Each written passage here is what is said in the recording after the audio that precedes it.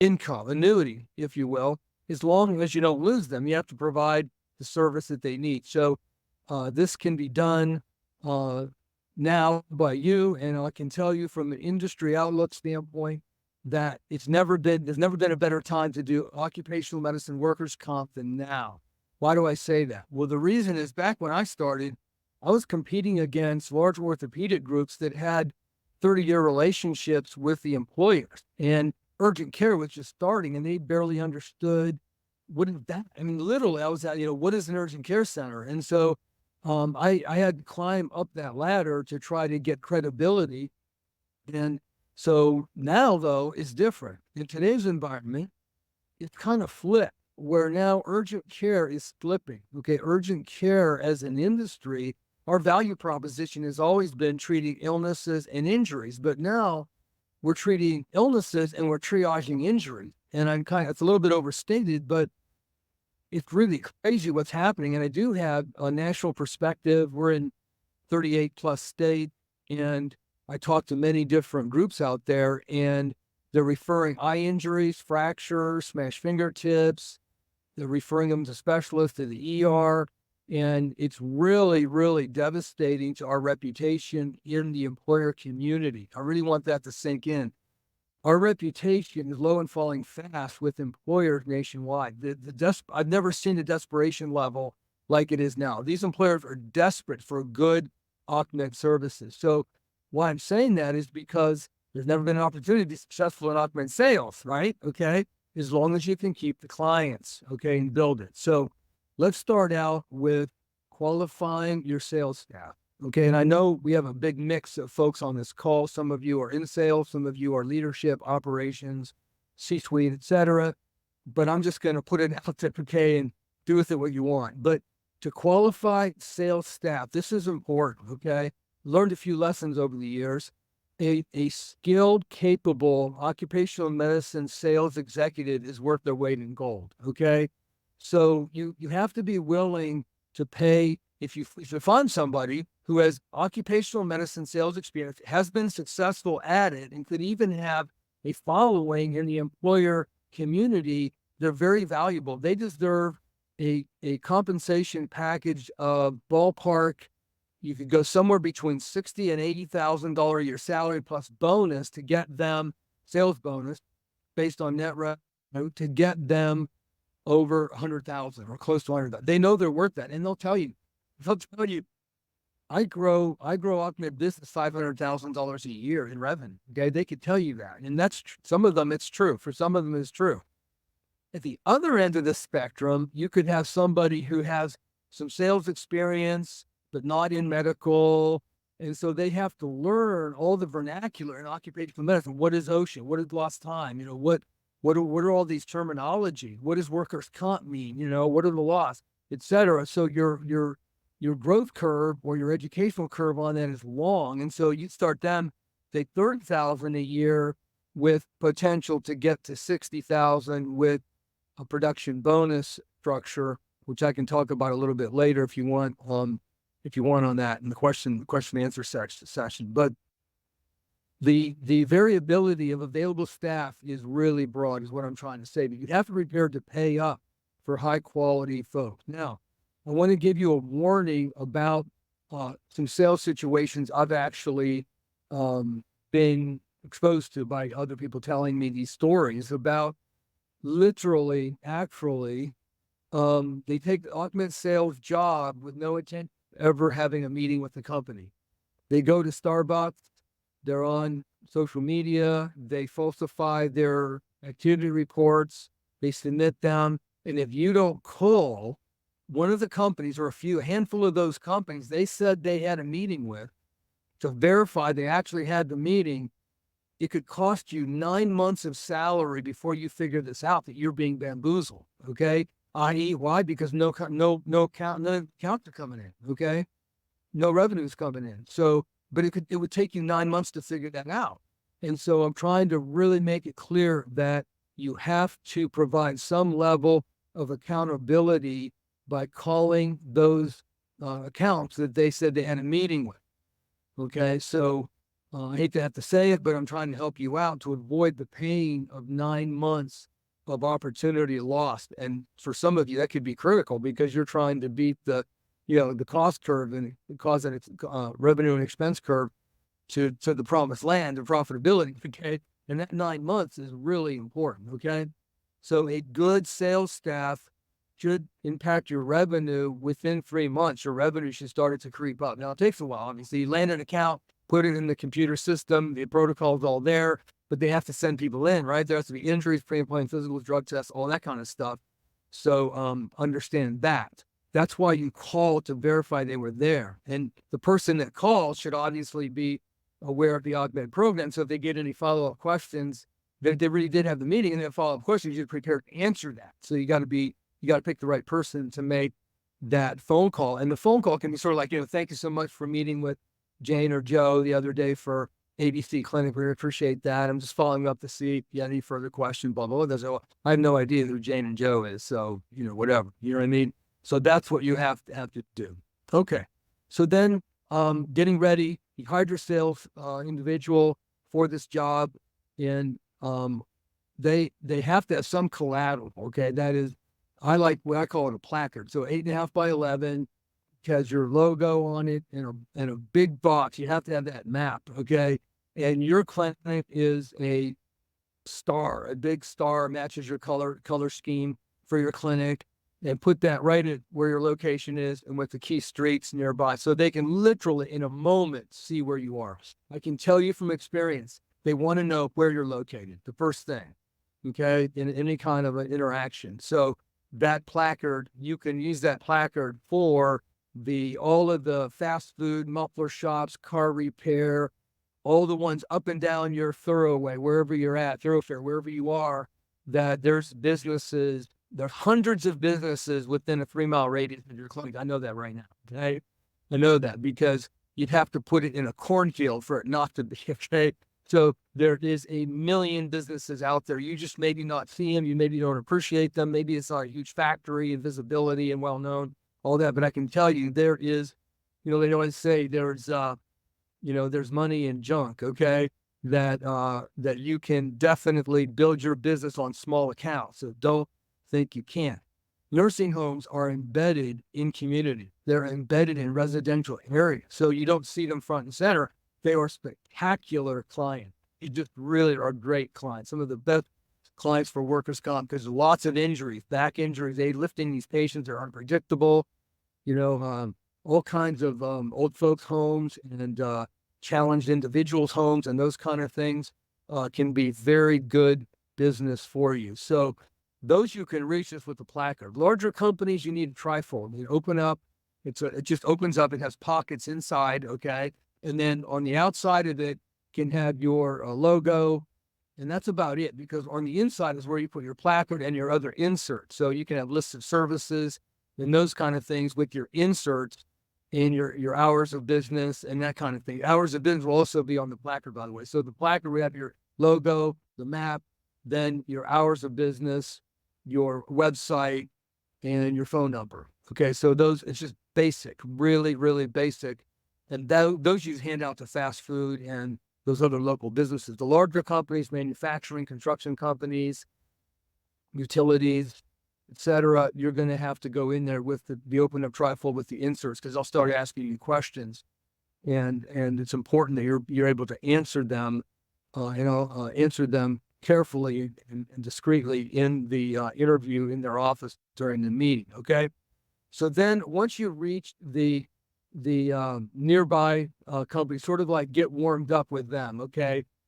Because that way you can practice your elevator speech. Okay. I have an elevator speech in OccDocOne. Anybody, if you want to see that, I'm happy to show it to you. Reach out to me later at John Koehler MD at OccDocOne.com. I'm happy to share the elevator speech. But the elevator speech, just like it sounds, right? You have 30 seconds in an elevator to sell your product to somebody before the elevator door opens, okay? And so you have to be good at this. You have to hit their hot buttons. You have to hit the big 4 issues that they care about. This is paramount. I'm just telling you from this very absolutely paramount. Lost time, unnecessary OSHA recordables, intuitive work restrictions, and first call phone calls. Those are the 4 biggies. So you can write that down. take it to the bank. You don't mention in your elevator speech, you introduce yourself, introduce your clinic, and say, we're particularly conscientious about the things that matter to you most, such as lost time, unnecessary recordables, intuitive work restrictions, first call, phone call, that kind, or nuances of those four things.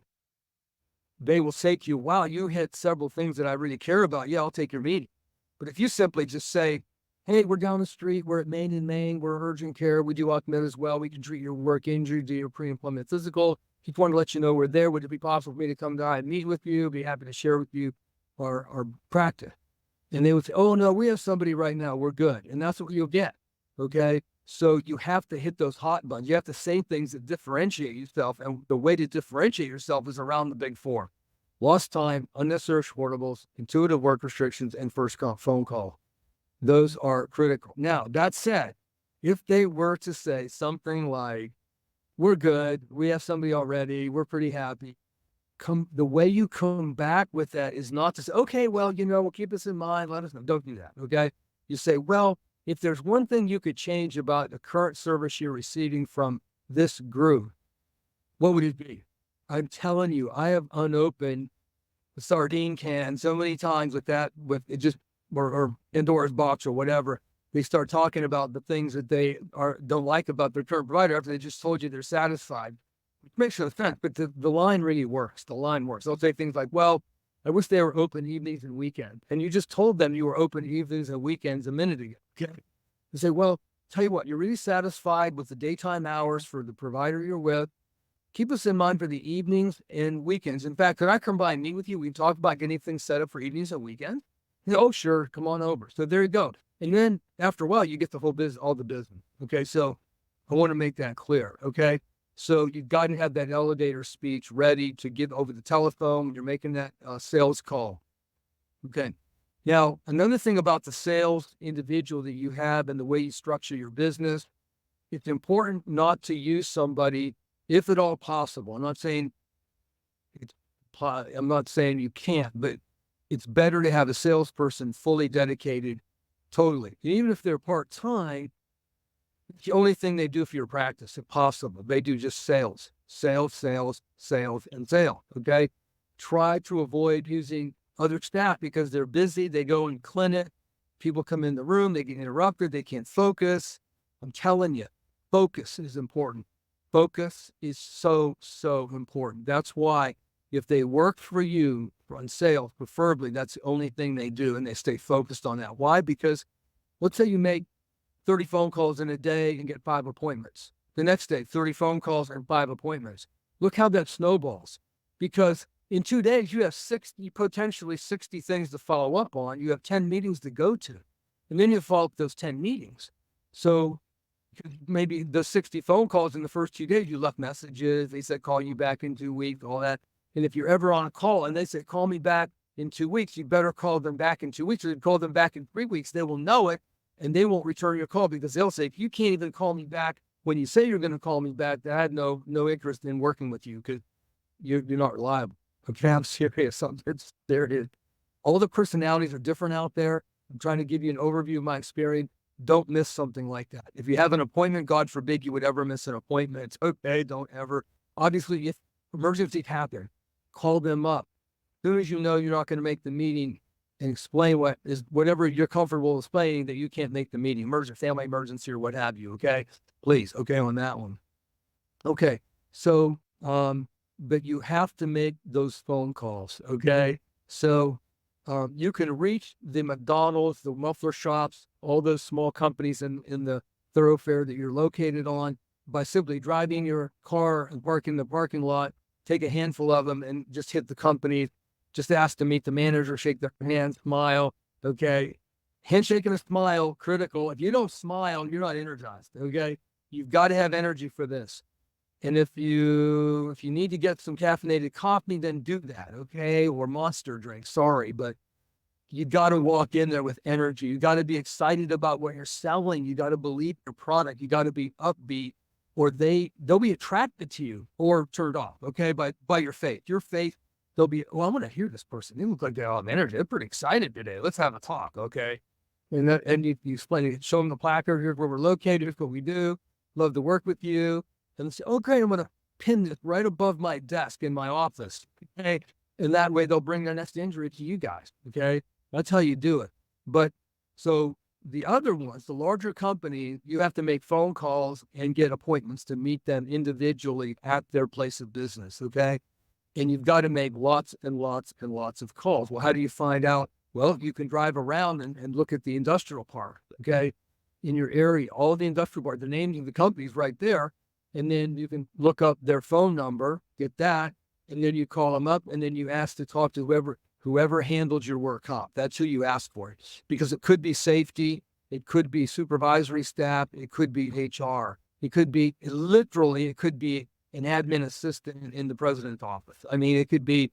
So you have to say who handles your work comp, because that's what they know. They know the person who deals with workers' comp at their company, and that's who you need to talk to. Now, some of them are large chains, and they'll say, well, you got to call, Arkansas, about this. So then you'll have to take that phone number best as you can and make the phone call to the home office and that type of thing.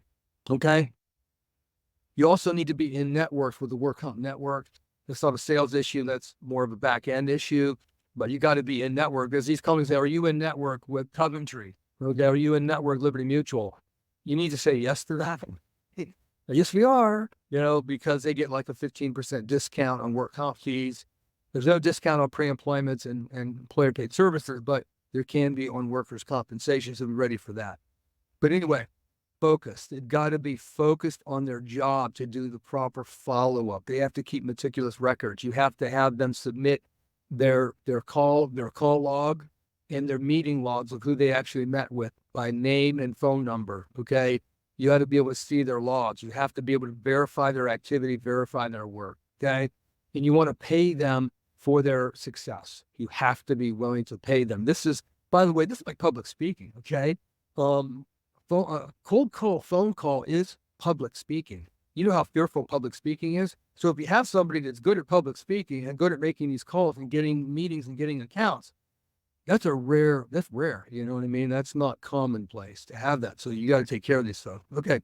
Next thing to think about are meetings, like where they coalesce, where do employers gather together? So there's like contractors association.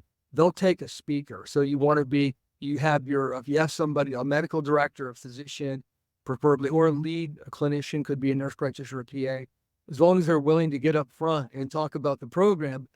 Make sure they're experienced. So if you're getting new into this, you can't bring someone green, because they'll whiff the questions, because they'll ask tough questions. So you got to have someone really experienced. So let's assume you have an experienced clinician that can go to these meetings and be a speaker, a guest speaker if they want guest speakers. And so you can sponsor the donut, okay, at the breakfast meeting, for the Contractors Association meeting, for the utilities. There's the utilities that get together, electric, water, those kind of utilities, safety professionals, SHRM, the Society of Health, Society of Human Resource Professionals, managers, all those groups. Chamber of Commerce, you can sponsor a meet and greet for that. You got to watch your budget on it. But I would say that this is a secondary approach. Okay, this is secondary in terms of priority. First priority is phone calls, and more phone calls. Okay, it's first priority. Second priority, those special types of meetings that you can network in. Then lunch and learn. Okay, again, you need a clinician, preferably. It could be someone who's good in ops or sales, could give the talk, but you need to be able to have a PowerPoint. And I used to have a PowerPoint called cost control and workers' comp. That was my topic. I gave lunch and learns, well attended. We would get 90% of the attendees would start using our services. So they can't be very effective, but you need a speaker that can talk about a topic of relevance to them, which would be controlling costs and work comp. And then you should definitely, absolutely, totally discuss the big four: lost time, unnecessary recordables, intuitive work restrictions, and first consultables. It's a subset of communication. They want communicating. So you've got to be able to have a PowerPoint that addresses those issues, and you have to be able to address the issue of standardization. They're burned. They are so burned by one doctor one day is pretty good, the next one isn't. It's kind of haphazard, because This one provider takes people off work. This one gives them OSHA reportable stuff all the time. This one doesn't communicate. And it's kind of like a mix and match. And they're groping. They'll say like, well, one of your doctors, Dr. Jones is really good, but Dr. Smith isn't, and this is really a nuisance to us because our injury, we can't plan our injuries. So we want consistency with the provider. So you really want to be able to speak to that issue in the lunch and learn or any other about standardized treatment pathways or treatment guidelines. Obviously, OccDocOne can provide that. That's something you can reach out to me to talk about. I'll show it to you. The tool that I have for that contains roughly now 393 keyword or diagnosis specific guidelines for the providers to treat patients, and it includes the issues of importance and employers, which is the big four, is in there for them to read on each and every guideline that they're using. Okay, so now the next area, and this is really important, it doesn't sound like quote unquote hardcore sales per se, but it's absolutely critical. And that is you must support the sales effort. Your organization from the C-suite on down, okay, whoever's in charge, all the way to ops, to the providers, especially absolutely the providers, have to be engaged in workers' compensation treatment. They have to be engaged. Nobody, I feel like if you really want to be successful, and this is all about being successful, the providers have to be interested in treating work-related injuries, engaged in the agenda of doing a great job for the injured workers to treat high acuity. That means sewing lacerations, removing corneal foreign bodies, and not referring those things out. Like there are clinics now that refer every eye injury to ophthalmology. That is outrageous, okay? We did a study on a year of eye injuries, thousands of eye injuries, not one complication, not one. We remove foreign bodies and we debride rust rings. Rust rings are always in the periphery. They're not in the visual axis. It doesn't affect their vision. You can do it. And if you don't, someone in your company needs to learn and train the providers how to do eye injury treatment, how to do minor fracture care. I mean, these are hairline fractures. There's all kinds of different, really small hairline fractures that actually doesn't even need a doctor. It would heal by itself. And many people don't come in, they have a fracture, they don't find out about it until later. But I'm just saying is, why would you refer some to orthopedics that really doesn't even need any care? Okay, but you can do it, like maybe an ACE wrap for a rib fracture, ulnar gutter splint for an ulnar styloid avulsion, an arm sling for a hairline clavicle or a minimally displaced clavicle fracture. All these, they're highly accretive to your bottom line. They support the sales effort because it proves to the company that you can handle acuity. They want to send their injured workers to a place that doesn't just refer everything. They don't want to buy triage from you, okay? Like the patient goes, oh, we don't do that, go to the ER. Oh, we don't do that, go to the, oh, we don't do that. This thing, oh, we don't do that. I mean, it is epidemic out there. We don't do that. Well, you should do that, okay? You really should do shoulder reduction. It's axial traction, external rotation. It's incredibly easy. And you should have guidelines. Your medical leadership should provide guidelines for you on how to do that, provide workshops on how to suture, workshops on how to take foreign bodies off a cornea. You can practice on a hard-boiled egg, practice on a bar of soap with the Opti Spud removal spatula. Instead of an 18-gauge needle, you don't do that, okay? But anyway, I can go on and on about that. I can talk further if you'd like to on OccDocOne about what that can do in this regard. But thing is, we have to support the sales effort, okay? If the providers are taking workers off work for no good reason, not clinically necessary, or they're not making the first phone calls, they're not communicating, they're blowing OSHA recordables for no reason, then your sales staff will quit. Really want you to know that. They will quit. You know why they'll quit? They'll quit because they're tired of banging their head against the brick wall. Who would want to work in a job? There's no support for your sales efforts. They land these companies, company. They're building up their commissions that they're going to get paid on a quarterly basis. That you're paid sales commissions, and they're losing accounts. They lost that commission. They lost that commission. Who in the right mind with any skill and ability would stay in a job like that? And I have seen excellent sales staff leave their jobs, highly productive. They leave their jobs because they cannot take the brain damage anymore from a cooperation from the providers, from the ops staff, even potentially from the C-suite, okay? Because the clinics need to be stocked with drug testing supplies, chain of custodies.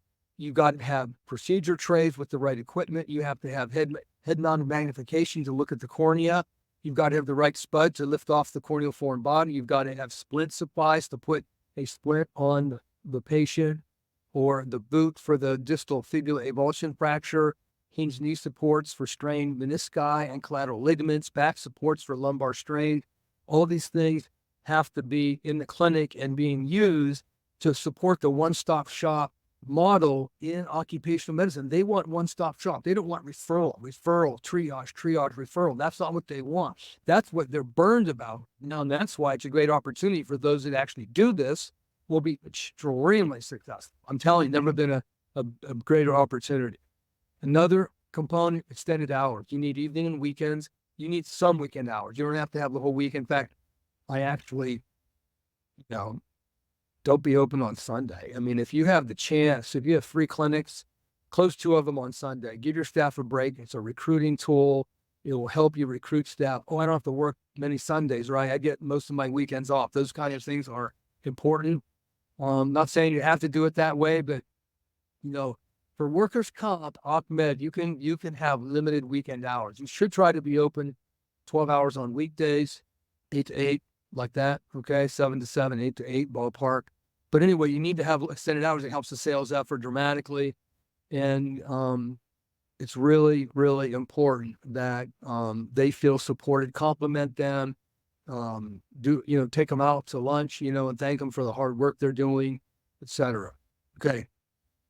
Additionally, on the website, okay, this is kind of a pet peeve of mine that there's websites that urgent cares have out there that we do the world, we do everything, travel medicine, aesthetic, fracture care, dislocation, eye injuries, chemical burns, all this stuff. And then the clinic, actually, the performance, they do like half of it if you're lucky, okay?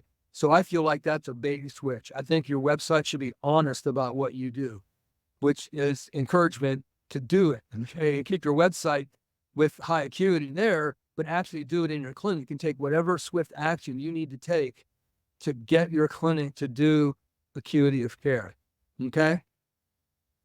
All right, so to summarize, you need to properly qualify your sales executives, usually maybe one, okay?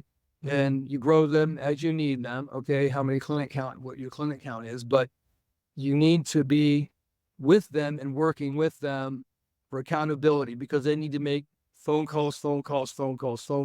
When issues come up called customer service, okay, client retention efforts, that kind of thing, when something goes wrong, your sales staff should take that call, because they'll have the business card, and that's who they're going to call and say, hey, something went wrong, or how come I don't have the results yet? Those kind of things, service recovery issues, that's got to go to somebody else in your company, someone in ops to handle that. Why? Because that's not a premium skill.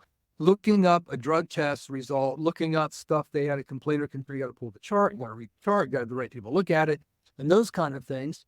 So that the sales staff should not do that. That's not the premium skill. The premium skill is the phone calls, okay? Public speaking. So they need to be engaged on that and set free from having to hassle with all the problems that go wrong. Please, please, please. Support them with that so they can stay focused on new calls and following up old calls and following up prior meetings to get clients converted over to your service. And secondly, of course, I already mentioned extensively, provider engagement. The providers have to be on board and willing to do this. If a provider says, look, I'm not interested in workers' comp, I don't really care, they need to be given the opportunity to be successful somewhere else. Simply put, because that's toxic. That's absolutely toxic environment. It's a toxic thing for your OccMed program. That individual will undermine it with the existing staff on duty that's there, the nurses, everybody, to all develop that contagious bad attitude about workers' comp. Workers' comp is fun. I love orthopedics. I love doing things with my hand. Skills development. You need to have a skills development program with your providers. You should incentivize them around their CPT codes that they do. You should rank every provider you have on their CPT codes and how many they do. And I have the CPT codes for you too. If you reach out to me later, I can get the relevant CPT codes for urgent care OccMed. And you should find out who are your rock stars on CPT codes. You'll know who's doing the procedure. And then you have somebody doing a lot and someone doing hardly any, you got a problem. There's a lot of money. That delta is tens of thousands of dollars, okay, with a full-time provider. So that's important. So the providers have got to be engaged. They've got to support the program, support the sales efforts, make those first comp phone calls. And by the way, first comp phone call takes 20 seconds, okay? It's so simple. It's like, hello, Joe, I saw Bill today. He's got a lumbar strain. His x-ray is negative. We're getting him a back support, Tylenol. The prop's a non-recordable, proper lifting technique, and a 25-pound lifting. We'll see him back next Tuesday, 10 hours of 8 a.m. and 2 p.m. for follow-up. Oh, great. Thanks for calling. Really appreciate it. I mean, it's that simple. But they love it. It's so sticky. It keeps the clients. If you communicate with them and do the big four. By the way, the big four isn't putting a shoulder back in or sewing a tendon. It's more administrative because lost time, unnecessary recordables, intuitive work restriction, the first comp phone call. None of that is about putting a shoulder back. Okay, so I know they can do it. It's the attitude and willingness to engage and pull on the same rope. Are we all pulling on the same rope to build our occupational medicine practice? I tell you right now, on a national base, profitability is really hurting right now. Okay, our industry is hurting on the profitability level. There are large chains, and currently they're in slow liquidation. There's kind of, on the down low, they're selling off clinic. Why? Because they're failing. Okay, they're failing on the profitability side of things, and so you got to do both illnesses and injuries, and treat the injuries, not just triage them, to be financially successful in today's post-COVID environment in the urgent care space. So thank you very much. Let's open it up now to questions. Awesome. I told you all to listen up closely. He goes fast. We got a lot of comments for repeat information. As a reminder, we will send the recording to everybody that registered. All right, let's hit some questions. If you have more, put them in the chat and we'll hit as many as we can. Someone asked really early on, what's the ETA on the CRM, which my company, Cowork Health, we are releasing a CRM for OccHealth. Probably in the next 2 or 3 months when that will be out. We have someone asking about any information regarding lead generation. It's a broad topic, but anything you want to speak regarding lead generation? Okay. Lead generation. Okay. There's no magic scalable tool to mass disperse your message. It does not work. It will not work. Okay. So lead generation is walk up and down the street or drive up and down the street, look at who the businesses are, get out of your car, go and give them all a placard, go visit the industrial parks. That's your lead generation. They're all the industrial parks. Get your join the Chamber of Commerce, get the Chamber of Commerce list of all the employers in the area. That's your prospect list right there. So you could start Googling manufacturing, Google construction, Google nursing homes, Google. That's how you do it right there.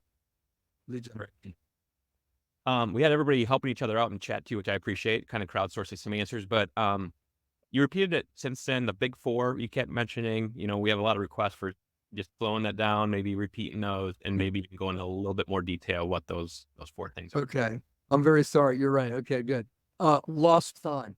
That means, so lost time is a metric that companies use to track their workers' comp, and lost time can cost these companies a lot of money. I had a company tell me that they have to allocate $1,000 a day for every day of lost time based on some company corporate policy. So that's one reason. They lose the worker, no productivity. They still have to pay them their wage and such like that. So lost time is very painful. It's also another metric. How many days of lost time can be a comparative metric nationwide with other factories in the same group.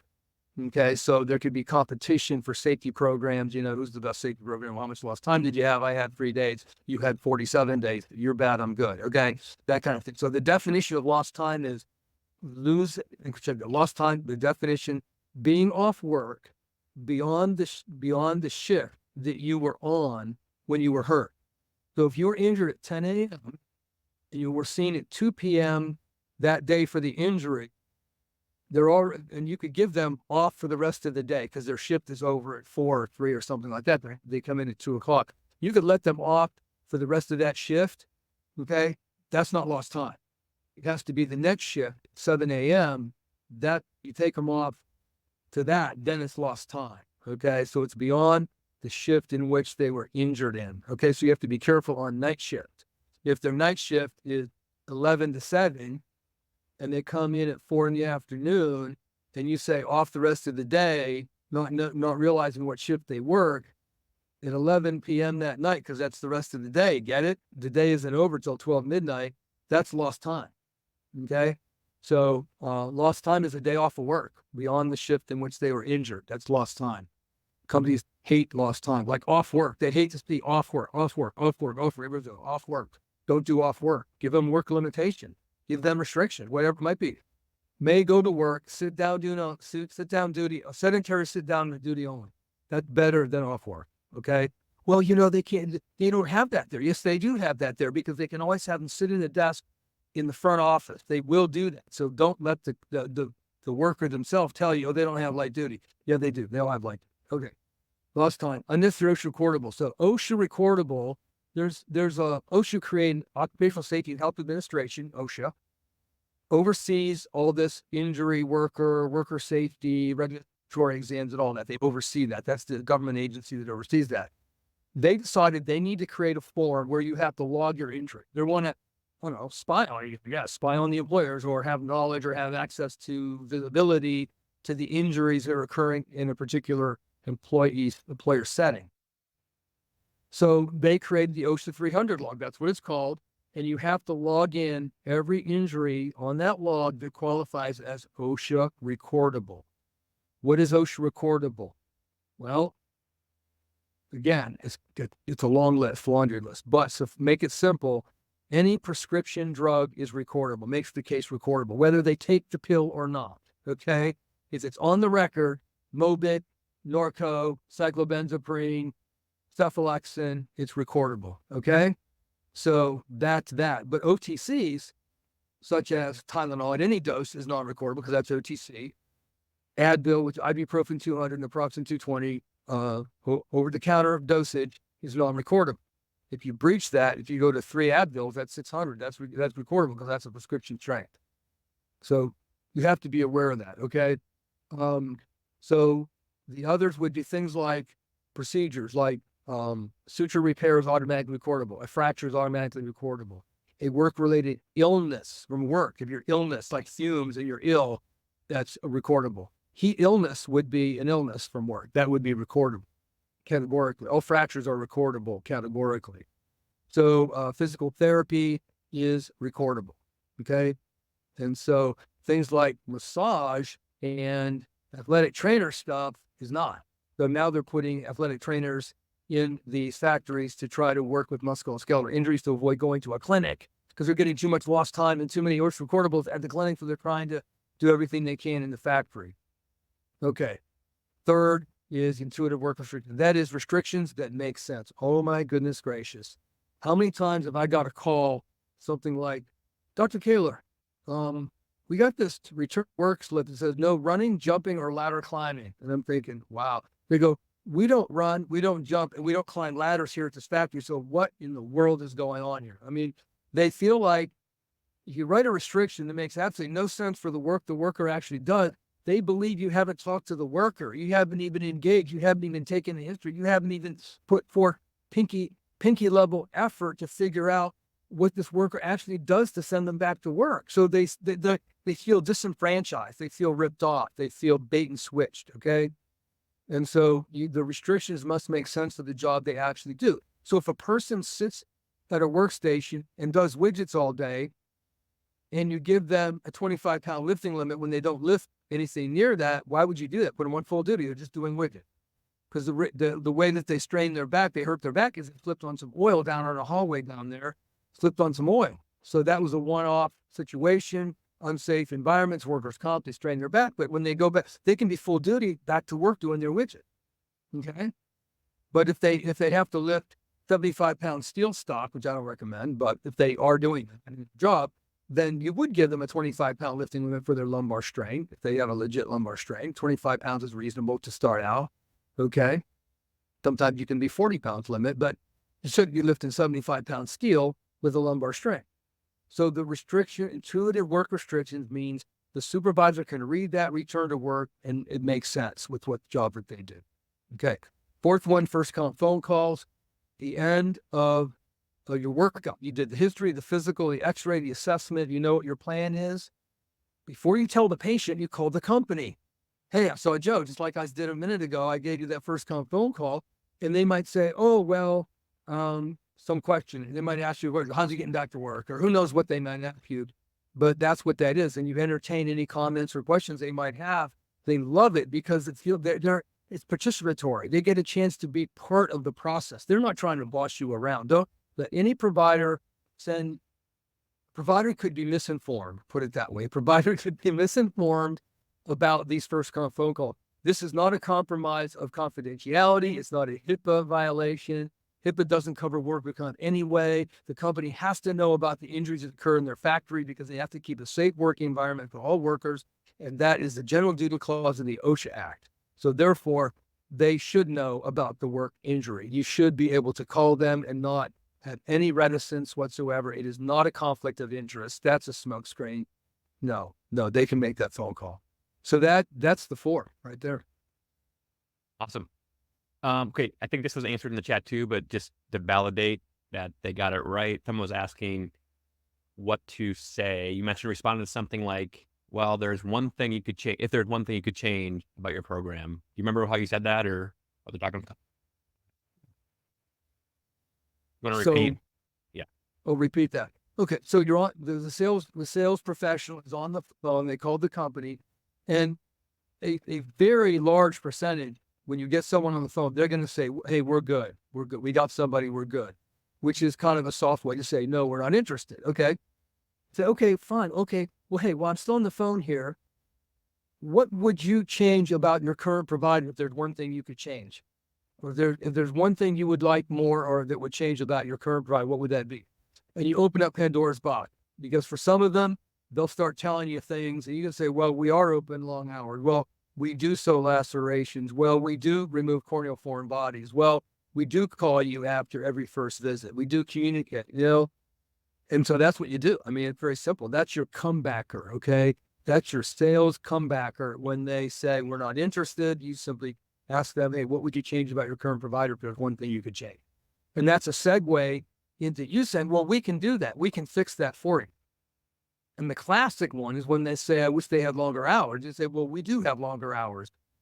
We're happy to, can we talk, further about this? Or can we hopefully provide those longer hours and use us during those longer hours and use the other clinic during banker's hours, so to speak. But obviously, ultimately, you're going to get all of it if you follow what I'm saying here as far as provider engagement. Great. Next one, I think it's more of a suggestion and a question, maybe something we can collaborate on, maybe not, but they're basically asking for a one pager that would give you responses to basically what you just went through. Like, what are some responses you can do to critical feedback you get from clients when you're trying to sell? They say, hey, I'm good. What do you say to that? So things like that. Maybe there's a one pager we could help with, or maybe another webinar where we can hit some of those topics. We love suggestions. Keep coming if there's other topics you want us to hit in future webinars like that. That's a good question. Yeah, a one pager on that. Okay. I could develop that. I did throw Dr. Koehler's email in the chat as well. OccDocOne.com is his website as well if you want to reach out from there. Yes, we are recording this for everybody. You will get the link. We'll send a follow-up if you registered. What's the best way to get the decision maker in mid-sized to larger employers? Any thoughts on that? You have to start with whoever handles your workers' comp, because you have no way to know who that is. And there could be, again, HR, safety, administration, management, could be, but that's the key point here. They all know who it is that handle, oh, that's Jane, oh, that's Bill.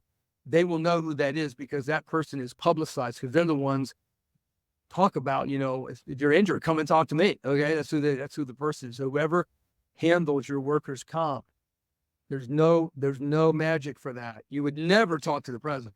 Forget that. Okay. It's always going to be somebody, other than the president, that's been delegated that nuisance area of workers' compensation. All right, someone's saying the pool of capable OccHealth sales pros seems to be very limited. Do you have any helpful hints on where to source from? Your competition is one. Okay. You can advertise and they'll find you. But you have to put it out there, very competitive salary and benefits, incentive bonus sales program. You got to put it out there, man. We have a robust bonus program. Got to attract them. If you want talent, the excellent salespeople, they know what they're worth. They're adding $500,000 a year of revenue to your company. They know they're worth a lot. Okay. And so you got to put it out there. You got to be willing to pay, and you got to be willing to bonus and incentivize, and you got to pay quarterly. Don't even dream about having a bonus incentive program that pays every half a year or some stupid thing like that. It's got to be the whole idea of incentives. They get real money fast. I mean, if you can do it monthly, God bless, By the way, no one's asked this yet, but percentages for incentives, you can do, for example, 5% of annual increase in collected revenue, always collected revenue, because there's lots of discounts that happen. So you'll get destroyed if you do it on this revenue. It's net collected revenue on occupational medicine. You get 5% of the increase, 3% of the increase year over year. Or you could give them on specific accounts. You could say for any account that you get 3 years of incentive. First year is 8%, second year is 5%, third year is 3% for that account. That's a lot of work at the back end for somebody to do that for you and have that right and keep the accounting correct. So whatever you set up, make sure you have the capacity within your company to manage that incentive program, because of confusion. If you get confusion in there and they think they deserve $5,000 and you guys don't have the records to prove it, you don't really want to pay them, you'll get into a tiff. And that will destroy your energy. That will sap the energy right out of that salesperson. They have to have energy every day to make those phone calls. Okay. So make it, keep it simple. KIS. Okay. All right, a couple more here. Are there multiple treatment alternatives to OSHA recordable, i.e. over-the-counter 200 meg ibuprofen versus 800 RX? Okay. All right, the big ones to avoid unnecessary recordable. That's a good question. Artificial tears for corneal foreign body removals and corneal abrasions. Artificial tears, they don't need antibiotics. It's in OccDocOne. It's in my guidelines for eye injuries. Explicitly stated, artificial tears are not recordable, but everybody out there uses antibiotic eye drops, and there's nothing in the medical literature. I have searched the world medical literature, and there's nothing in the world medical literature supporting antibiotic eye drops on a preventative basis for routine corneal abrasions, routine corneal foreign bodies. And if you can tell that to a corporate client who's OSHA sensitive, sensitive about OSHA recordable, they will love you. Another one is for all the contusion, sprains, strains, routine stuff. 2 visits of OTC meds, Tylenol plus an NSAID. That's double coverage. Combined together, really good, efficacious analgesia effect and anti-inflammatory effect for those patients. You are not compromising the level of care with that double coverage of OTC level Tylenol plus an NSAID. That's a big area. The supports that you provide, the DME, okay? We do a lot with DME, back supports. We call them supports. We don't call them braces. The OSHA standard is a 2-prong criteria. It has to have rigid stays and immobilize the joint, okay? And given for the purpose of immobilizing the joint. So there's a lot of DME you can give that's not recordable, and that does relieve their pain. It gives relative rest to the injured structure. You should dispense DME. It's highly accretive to your bottom line. It's highly profitable. If anybody wants, again, my DME specialist who's really good at all those DME things, then by all means, I know him for 30 years. Great guy, knows what he's doing. He'll help you out. Reach out to me on that too. Pre-packed pharmaceuticals. Again, the OTC meds, it can be in bottles. So you can Tylenol bottle or in bottle. You can pay $2 for it. You can charge $15 or $20 for it. That's highly accretive. We'll pay for your MA staff. And hey, that's really good too. It's one-stop shop and it's not recordable, and you can dispense that. I'm not a big fan of glue or steri strips. Most applicable to more really superficial lacerations. Only those If they're given in lieu of sutures, it's recordable. If it's given not in lieu of sutures, it's not recordable. That's actually written there in the recordability criteria. So that's a really strange thing, but the OSHA sensitive companies know that. Okay. So they're going to want you to use Therastrips if you can. If you do, dress it, wrap it, MediRip really good to give it lots of support. If you do that, I'm not a huge fan of that. If it needs suture, it needs suture, you suture it, period. Okay. I've never really had a big problem with that ever in my career. So, those are some bigger. Fingertip protectors are not recordable. They're rigid, but they're not recordable because you're not putting it on to immobilize the joint. You're putting it on to protect fingertips. So that's not recordable either. Okay. We should be doing smashed fingertips, treat them. Yes, it's an open, tough fracture, never gets infected. So you can, that's a big treatment area. You should be doing that too. But I think that's the basic, the key ways that you can avoid, because I'd say 90% of unnecessary recordables are the prescription drugs that weren't necessary. Because they'll call you up and say, what's the difference between ibuprofen 600 and ibuprofen 400? You'd say, probably not in terms of clinical impact. Then why'd you do it? It cost me a recordable. I asked the company once, I said, what's a recordable worth to you? I think $24 million. I said, what? $24 million? Yeah, he said, if our OSHA mod rate, which is a function of recordables over hours worked, a ratio of recordable injuries for hours worked by their employees, that's called the OSHA mod rate. If your OSHA mod rate's above a certain threshold, you can't get a bid packet to bid on jobs, and their average bid packet job was $24 million. So that's what an ibuprofen 600 could be $24 million to a company. It even could be solvency, okay? Because I know the nuclear plants and the refineries that have outages, they'll have 3,000 workers in there on an outage to do things for the refinery, the nuclear plant. And if you have your third recordable, they'll escort you off premises forthwith. Done. Kaput. Out. Gone. It's that dicey. And I'm not saying it's fair. I'm not saying I agree with it. I'm just saying that's reality. I feel like you may have answered this with that last answer, but someone else asked specifically, could you speak to giving work comp patients a bottle of ibuprofen and what CPT code that can be billed under? I don't know. I don't know that CPT code off the top of my head, but we dispense tens of thousands of bottles every year in our practice. So that I founded and was formally involved in. So it can be done, and can be done very profitably. I have the contact for that too if you want a good supplier that knows the laws in the different states. It varies state by state. Some states you can't do it, but why can't you dispense OTC? I mean, they can get it themselves. Why can't you hand it to them, right? Okay. It's a credence, supports the one-stop shop, and the companies love it. They'll gladly pay $20 because they know darn well that worker's not going to the pharmacy and using their own money to get it. Then they're unmedicated. They don't get the medication. They don't get the treatment. So I like them to get all that done in one visit, and they walk out with substantive treatment, and your credibility goes up with the employee and the employer that you're a credible provider of occupational medicine work comp services. All right, last question. It's funny. I think this one popped up as soon as you were saying nobody asked this yet, but in case you want to add any other details to the incentive program, they're asking, what does a good bonus or incentive program look like? Any other details you want to add that? Okay. It has to be based on net collected revenue. Mentioned that.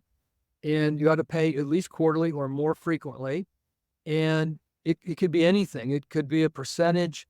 Like they land an account, that account could have a 3-year life for their bonus. Year 1, they get 8% of the net collected revenue of that account. Year 2, they get 5% of net collected revenue for that account. Year 3, they get 3% of net collected revenue for that account. And after the 3 years it expires, they're no longer bonused on that account. That is labor intensive for somebody in the back end of your practice to calculate. You could tweak it. I like it higher at the beginning and lower at the end. Okay. You could have a flat 5%. You could have a 5%, 8%, 10% of net collected revenue growth year on year. That's very easy to calculate because your net collected revenue for the year in workers' comp. Okay. In workers' comp, OccMed revenue, not urgent care revenue, but the employer paid service segment and the workers' comp, the two segments of occupational medicine. So you know the net revenue of each, you know it annually, you get that right out of your EHR, practice management system, and just subtract out what it was from the year before, and they get a percentage of that growth. That's a real easy way to do it, but you have to do some calculations ahead of time on what that might look like, because your C-suite won't approve it until they know what's this going to cost me. Okay. And you need to remind them, if we give 5% to them, we got 95%. Okay. They have to be motivated. It's fair for them to be motivated for money. We're all motivated by money tomorrow. So they're out there working hard. They deserve the fruits of their labor. So to elaborate on that, you can set a cap. Okay. That might be a good idea. So you could say up to a $60,000 per year cap. So let's say their salary is $60,000 on their cap on their incentive bonus production plan is $60,000. They know that their compensation cap is $120 per year. The reason I advocate for the cap, and you can think about this, but they could land a $1 million a year revenue account. Okay. They could, because there could be something big enough in your area, a big enough factory, that they land that account, they're going to get a massive bonus from $1 million a year of annual revenue account. That would probably require you to be a multi-site operation to have that much business, but you never know. I mean, it could be all the business out of a big nuclear plant or a big refinery. That would be, or on-site contract, like on-site services contract worth, I've heard of it worth $300,000 to $500,000 a year of revenue. So you could exclude on-site services contract, but you could cap it too, so that they can't get a windfall just because they got one account. You want them getting the nursing homes and the muffler shops and the small construction companies. You want all of that, garbage collection, all of it. All right. Joanne snuck a question here. We'll answer it quick. How do you account for the new business that comes in, not attributed to salespeople, like they came to the website, SEO, things like that? Okay, so you can exclude that, but then it gets dicey, because they're going to say, well, I was doing this and that, and they heard about it. They just came in through the website, but I'm the one that exposed them at the SHRM meeting or the chamber meeting or something like that. So, and even if they enter into your system by search engine optimization with Google or search or whatever, that they still have to go present to them. They still have to land the account. They're showing an interest, but they have to land the account or a referral. For example, let's say they got an account, that account told somebody else, that person called the clinic's front desk. And that looks like it was something they didn't do, but it really was, because it was a referral for one of the accounts they already landed. So I guess I would favor giving them everything like that, because they need to work hard gaining that business as well. It's not case closed just because they made a phone call into the clinic. All right. Awesome. We are well over time. Appreciate the engagement in the chat. Appreciate you joining us, Dr. Koehler. Thanks so much for delivering the content. Hopefully see you all next time. Thanks, everybody. Take care.